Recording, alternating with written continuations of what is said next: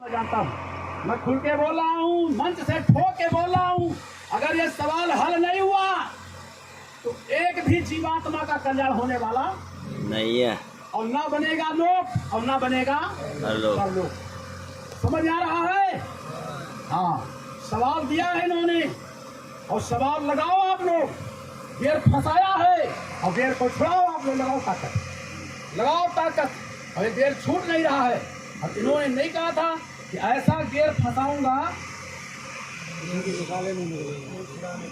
अरे पूरे विश्व को चैलेंज है, ऐसा गेर फंसाऊंगा पूरे विश्व का कोई भी मिस्त्री। तो कौन सा गेर है? समझ में आया? गेर कौन सा गेर है? हम तो देख रहे हैं गेर फंस गया है। बड़ा आनंद आवत है कि कैसा गेर इन्होंने फंसा दिया। और फिर कहा छोटे छोटे तो इन्होंने जाल छोड़ा ही, कहा आगे मैं महाजाल छोड़ूंगा। जब महाजाल छोड़ूंगा तब क्या होगा? ये मगरमच्छ घड़ियाल सब फंसे पड़े हैं, सब फंस गए। मैं देख रहा हूँ, इसलिए मुझे डर नहीं लगता है। ये सब फंस गए। और कहा बच्चा, जब हमने आपने रोया चिल्लाया चीखा कि गुरु महाराज मैं भजन करना चाहता हूँ, लेकिन भजन मैं कैसे करूँ? हर प्रकार से मैं दुखी हूँ। मैं तन से दुखी हूँ, मन से दुखी हूँ और परिवार से समाज से दुखी हूँ।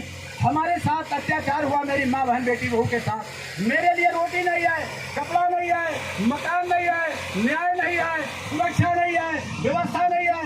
जो भी गुरु महाराज के पास गया, क्या लेके गया? कौन सी गठरी ले गए लोग? गठरी ले गए लोग? नहीं ले गए। सुनते सुनते सुनते सुनते सुनते सुनते तब इन्होंने कहा ठहरो, भजन तुम्हारे बस की बात, भजन मैं कराऊंगा। अरे भजन की चाबी मेरे आंटी में है, तुम कोटा पूर्ति करो, घाट पर बैठो, भजन मैं कराऊंगा। और फिर कहा सत्संग तो मैंने अभी आपको, अरे फिर से क्या कहा? क्या कहा? सत्संग सुनाया नहीं। कब सुनाएंगे? हाँ, अभी सत्संग के जा रहे लोग। अरे कहा सत्संग तो मैंने दिया ही नहीं है, अभी प्लेटफार्म तैयार कर रहा हूँ। सत्संग तो आगे होगा कि यहाँ से अमेरिका, और फिर भोजन दोपहर कहाँ हुई? भारत में होगा। नाश्ता यहाँ से करके अमेरिका, वहाँ से फिर भोजन भारत में। और ये सत्संग नहीं है। अभी आफत आ जाए, पानी बरसने लगे, पत्थर गिरने लगे, कैसे रुक रहा? अब बम गिरने वाला हो तो अरे बम फाड़ पड़े, बादल फाड़ पड़े, लेकिन जब तुम यहाँ से हटो ही नहीं, उसको कहते सत्संग। वह है रूहानियत सत्संग। जब ये रूह निकल के इस जड़ से गुरु के साथ ऊपरी मंडलों में जब सैर करती है, जब तुम यहाँ है ही नहीं हो तो तुमको ज्ञान कहे कि पत्थर की तरह है। जब पड़े रहो यहीं पर, इसको कहते सत्संग। वो सत्संग कहा अभी तो आगे फिर क्या कर रहा हूँ, अभी तुमने वो सत्संग दिया ही नहीं है। और दौलत, हमारे गुरु महाराज कहा कि ये हमारे गुरु महाराज ने जबरदस्ती मेरे ऊपर ये काम थोप दिया है कि मेरी दौलत इन बच्चों में बांट दो, वरना तो कहीं मैं छुप के बैठ कर भजन करने वाला था। ये गुरु बनना बड़ा गंदा काम होता है, तो गुरु की दी हुई दौलत में बांट रहा। तो एक बात ही बताओ, जब ये अपने गुरु की दी हुई दौलत बांट रहे हैं और वापस आके ही आपन को मानता हूँ, अभी तो दादा गुरु की दी हुई दौलत ये बांट रहे हैं और आपन वो अपनी दौलत इस धरती पे सत्य की स्थापना होगी। सतयुग आएगा, 1000 वर्ष के लिए सतयुग आएगा। सुना है आप लोगों ने? सुना है? और सतयुग आएगा तो कैसे आएगा? चोर की भांति। बड़े ध्यान से सुनिए आप लोग, बीच में आप डिस्टर्ब मत करना। सतयुग आएगा तो चोरों की भांति आएगा। फिर कैसे आएगा? ढोल बजाता आएगा। और आज के नीम सारण में जब कार्यक्रम किया गुरु महाराज, सब मुझे मालूम नहीं कहा सतयुग का पद चिन्ह पड़ चुका, तो सतयुग का धरती पर पैर पड़ गया है। और सतयुग का पैर उखाड़ने वाला अपना है नहीं, हटाने वाला नहीं है। सतयुग ने पैर अड़ा दिया है और कलयुग डगमगा रहा है। कलयुग फंस गया है और कलयुग डगमगा रहा है। और सतयुग ने अपना पैर रख दिया है धरती पर। है कोई दम हटा के दिखाओ। आगे कलयुग सतयुग का टक्कर बिल्कुल तुम्हारे सामने खड़ा है। दोनों आमने सामने, कलयुग और सतयुग, सत्य और असत दोनों का टक्कर होने जा रहा है। जब कलयुग सतयुग दोनों की दूरी बहुत तंग रह जाएगी, दोनों आमने सामने होंगे तो क्या होगा? कलयुग मांगेगा अपना कर्जा, कर्जा दे दोगे आप? एक झूठ बोलने की आदत, जरा सा सूटी खाने की आदत छोड़ने वाला बड़ा कठिन है, लेकिन जो भी बुराइयां हम लोगों ने लाद लिया है, एकाएक क्या छोड़ पाएंगे हम? कर्जू झुलझुला करके एक थप्पड़ मारेगा तो क्या होगा? 20 करोड़ धूल में मिल जाएंगे, देर नहीं लगेगा। तो कर्जू जब जाएगा तो अपना कर्जा मांगेगा। प्रेमियों, कर्जुग और सतयुग दोनों आमने सामने खड़े हैं और भिड़ंत होने जा रही है। फिर क्या होगा? लाशों पे लाशों का होगा नजारा। और सुने तो जाओ संदेशा हमारा, फटेगी धरती उठेगा गुब्बारा। और कहना ना कर जान न पाए, इसीलिए हम आ नहीं पाए, कहते हैं कर्तव्य हमारा। और सुने तो जाओ संदेशा हमारा।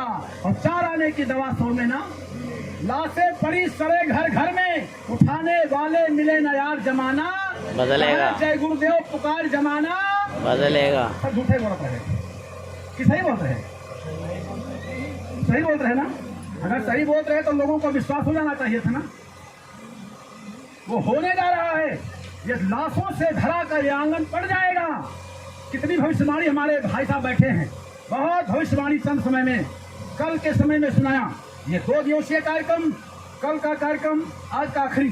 तो मतलब एक भी वचन इनके कटने वाले नहीं है। अगर इनकी बात को न मानो, पीछे ज्ञान महात्माओं की बात, उनको ही आप याद करो। बिल्कुल समय, आज की परिस्थिति, पूरा विश्व बारूद के ढेर पर बैठा हुआ है। कब खेल कहां से क्या हो जाए। आप लोगों ने ना तो कलजुग को जाना और ना सतयुग को जाना। क्षमा करना, अगर कलजुग को पहचानते हो तो आइए मैदान में बताओ, कलजुग की परिभाषा बताओ, कलजुग की व्याख्या बताओ। आप लोग खुले मन से मैं बोल रहा हूँ, बोलो, बताओगे आप लोग? बोलो, कलजुग पहचानते हो? हाथ उठाओ। अगर कलजुग को पहचानते हो तो बताइए।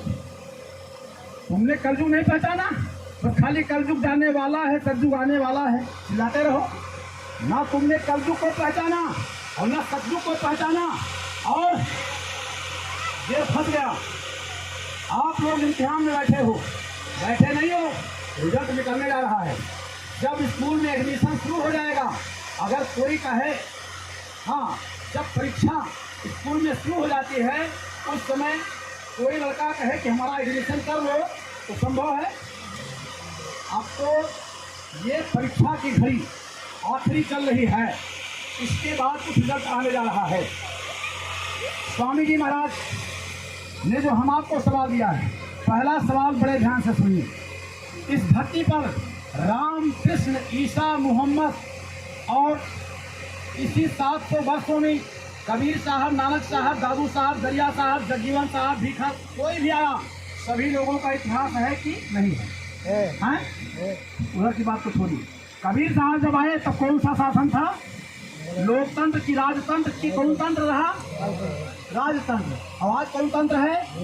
लोकतंत्र में बच्चे बच्ची की गिनती है, एक एक बच्चा बच्चा की गिनती है कि नहीं है?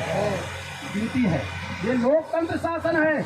इस लोकतंत्र शासन में 3.5 हाथ के शरीर में, किराए के मकान में, हाड़ मास के शरीर में 10 जुलाई 1952 से इन्होंने अपना काम अदली बाजार बनारस से स्टार्ट किया, जब 5 लोगों को नामदान दिया। और इसके बाद 60 वर्षों में जो इन्होंने खेल किया आप सब जानते हो। कितना वर्णन करूं? 3 जगह क्या बड़ी बड़ी, चौथी तो भी बाकी है। इन्होंने 24 मार्च सन 1980 में अहमदाबाद में दूरदर्शी पार्टी की स्थापना करके और चुनाव में अपने भक्तों को उतार दिया। बोलो, मेरे लोगों को तो मालूम नहीं है, कितने लोगों को मालूम है? कितने लोगों? चलिए बताएंगे, ये पूछो तब तो दूरदर्शी पार्टी की स्थापना गुरु महाराज ने किया तो क्यों किया? और एक आवाज दिया कि दूरदर्शी आएगी, दूरदर्शी का उद्देश्य भारत देश, दूरदर्शी का आदेश, देश विदेश, दूरदर्शी वही बनेगा जो भारत से प्यार करेगा। ये बात है। बाबा जी ने खुद कहा, अतीत के आईने भविष्य की झलक उठाइए, कि पहला निशाना देशभक्ति का, देशभक्ति से बड़ी भक्ति कोई है ही नहीं। परहित सरिस धर्म नहीं भाई, और पर पीड़ा सम नहीं अभी। देशभक्ति सर्वोपरि। दूसरा क्या करना है? मानव भक्ति। तीसरा महात्मा की भक्ति, फिर आत्मा, फिर ये इनका सिद्धांत है। भाई आप अतीत क्या देख लीजिए कि पहला निशाना देशभक्ति का बनाओ। अगर ये देश नहीं रहेगा तो आप कहाँ रहोगे? कभी सोचा है आप लोगों ने? वो ये देश खत्म हो जाए तो कहाँ रहोगे आप लोग? अगर इस देश से तुम्हारा सब कुछ लूट लिया जाए, तुमको खाने पीने के लिए सब कुछ तुम्हारा छीन जाए, वो भजन कर लोगे? अच्छा, भजन करने वालों ये बताओ कितने लोग ऐसे उनकी रोटी पानी बंद कर दिया जाए तो भजन करते रहोगे आप लोग? हाँ, कोई चाहिए? सुख सुविधा चाहिए कि नहीं चाहिए? चाहिए। और भूखा आदमी से भजन कहोगे तो करेगा नहीं। भूखे भजन न हुए गोपाला, और ले लो यापन कंठी माला। तो भजन करना है तो पेट कुकरी कूटिया और करे भजन में भंग, और या को टुकड़ा डाल के करो भजन निःसंग। अगर इस पेट में भूख लगाए तो कुटिया भूख रही है और तुम भजन करने बैठे हो, भजन बनेगी? तो रोटी की व्यवस्था करना पड़ेगा कि नहीं करना पड़ेगा? करना पड़ेगा। रोटी ऐसे मिल जाती है, जाए विदेशे बन बसे और झरा फरा फल खाए, और जाए गला से पानी पीवे, गिरही द्वार ना गिरही द्वारी जाए कई सिर दबे गो खाए। यह कई पातक जब पटे जब सत्संग बन, एक दाने का हिसाब देना पड़ेगा, इतना खतरनाक अनाज होता है। इसलिए ये श्वास की पूंजी गिनती की है। बैठे 12, 13, 18, 16, 36 गति कर्म में दुगुन होते है। 24 घंटे में 21,600 श्वास की पूंजी कर रही है। एक खुराक खाने से आप 24,000 कितना नाम जाप होगे तो उससे उधार बनेगी। तो अपना काम कैसे होगा? तो हम आपको इस धरती पर इस मानव शरीर में रह करके अगर भजन करना है, इस देश की रक्षा करने के लिए पहला कर्तव्य हमारा आपका बन रहा है। वो इस देश की रक्षा करने का कर्तव्य बन रहा है कि नहीं बन रहा है? आपका धर्मशास्त्र बता रहा है कि जब जब हो ही धर्म की हानि, तो क्या हुआ है? बाढ़े असुर अधम अभिमानी, और तब तब धरी प्रभु मनु चल रहा है ना। अच्छा, और हर ही की पानी भी यदा यदा ही धर्म ग्लानिर्भवति भारत अभ्युत्थानम धर्म संस्थापनाय संभवामि युगे। मैं नहीं कह रहा हूँ, आपके गुरु का कलाम है। आज से बेहतर अंग्रेजों का राज था।